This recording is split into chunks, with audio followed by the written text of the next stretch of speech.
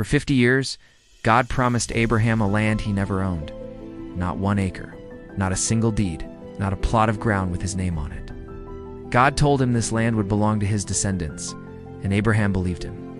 And then Sarah died, and Abraham had nowhere to bury her. Most people read Genesis 23 like a real estate transaction that somehow got included in the Bible by accident. A negotiation, a price, a field. Nothing that feels spiritual. But this chapter is the turning point of the entire Abrahamic narrative. Once you see what Abraham is actually doing here, why he refuses to take the land for free, and what that purchase meant legally in the ancient Near East, you will never read the promises of God the same way again. If you want to genuinely understand your Bible, not just read it or quote it, subscribe right now and hit that bell. Every week we go deeper into the text than most people ever go.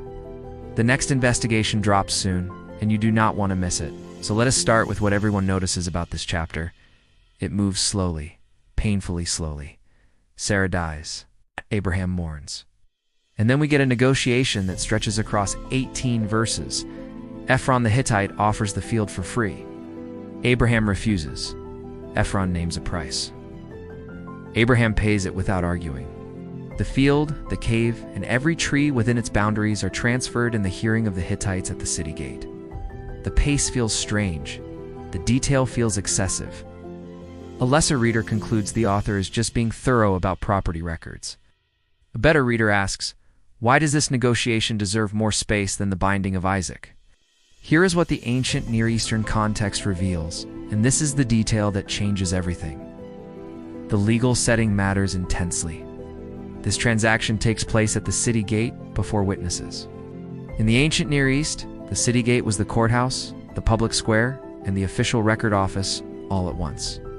When Abraham negotiates here, he is not having a private conversation. He is creating a legally binding, publicly witnessed, permanent record of property transfer. This was not common, it was extraordinary, and it was expensive. The price Abraham pays, 400 shekels of silver, is not a modest sum. Scholars suggest this was a premium price. Jeremiah would later buy a field for 17 shekels. Abraham paid 400. He was not getting a deal. He was making a statement.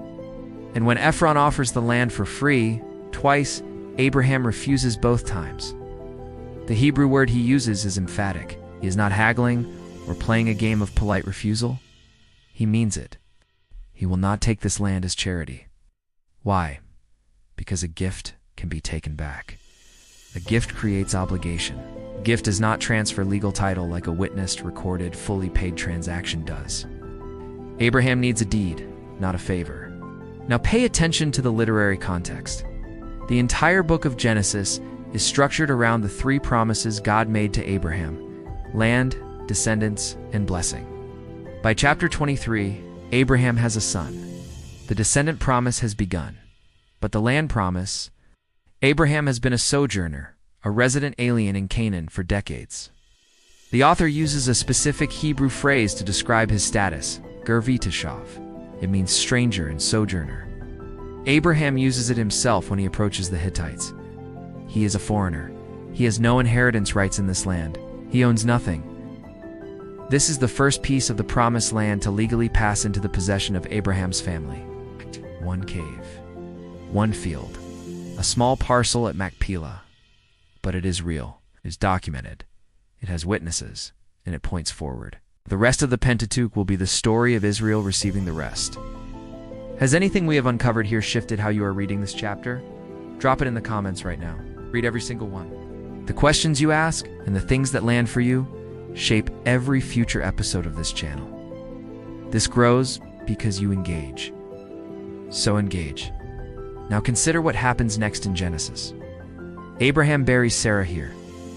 Later, Abraham himself will be buried here. Then Isaac and Rebekah, then Jacob and Leah. The patriarchs and matriarchs of Israel are all laid to rest in this one field that Abraham refused to take for free. This is not coincidence. This is architecture. The author of Genesis is telling you something about the nature of faith and promise. The people of God are buried in the promised land before the promised land is theirs. Their bodies are planted in the ground as seeds, as claims, as declarations that what God said is true even when you cannot see it yet. Hebrews 11 will later put language to exactly this dynamic. The author writes that Abraham lived as a stranger in the promised land. He, Sarah, and the patriarchs died without receiving what was promised, but they saw it from a distance. They acknowledged they were foreigners and strangers on earth, looking forward to a better country. This is what makes the purchase of Machpelah so theologically loaded. Abraham is not giving up on the promise when he pays 400 shekels. He is enacting it. He is planting a flag. He is saying, I will not settle for a gift from a foreigner, because this land already belongs to my God, and my God has already promised it to me. He pays full price as an act of faith, not as a surrender to circumstances. Here's what Genesis 23 is actually saying. The promises of God move forward even through grief, even through death. Even when the only visible evidence of the inheritance is a cave and a field purchased at a premium from a Hittite. The land God promised Abraham never arrived in his lifetime in the way he might have imagined. But Abraham did not need to see the full inheritance to act on the promise. He needed enough ground to bury his dead and enough faith to believe that the ground beneath his feet already had his name written on it in the ledger of heaven. That is not a small application. That is the entire shape of the Christian life. We hold promises we have not yet seen fulfilled, live as strangers in a world that is already promised to the people of God. And sometimes the most powerful act of faith is the deliberate, costly witness choice to take the promise seriously before the promise is visible. If this investigation helped you see Genesis 23 with new eyes, subscribe and share this video right now with one person who needs to understand this passage. Not later. Right now, like it so more people find it.